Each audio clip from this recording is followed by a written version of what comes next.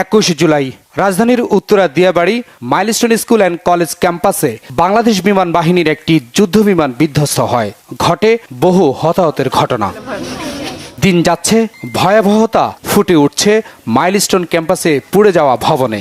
আকাশে বিমান উঠছে, গাছে ফুল ফুটছে। স্কুল কর্তৃপক্ষের কাছে ভবন হস্তান্তরের ব্যবস্থাও হচ্ছে। হয়তো অল্প দিনেই শ্রেণীকক্ষে ফিরবে শিক্ষার্থীরা।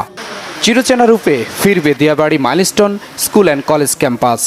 ব্যাগগুলা যারা ক্ষতিগ্রস্ত হয়েছে এদের ছিন্ন ভিন্ন হয়ে এক জায়গায় পড়েছিল, ওগুলো আমরা ওখান থেকে সংগ্রহ করে এখানে নিয়ে আসছি।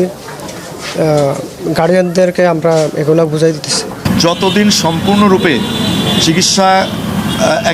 চিকিৎসা করার যতদিন লাগবে আমাদের চিকিৎসা করবার, ততদিন অর্থাৎ হসপিটাল থেকে রিলিজ করবার পরেও কিন্তু এই রোগীগুলো আমাদের ট্র্যাকের বাইরে যাবে না। তাদের ফিজিক্যাল ইনজুরি কিন্তু ইমপ্রুভ করেছে আমি বলছি, কিন্তু ফিজিক্যাল ইনজুরির সঙ্গে মানসিক ইনজুরিটা কত লেভেলে আছে তার উপরে বেস করে কিন্তু আমরা সারা ডিসিশনগুলো নিব।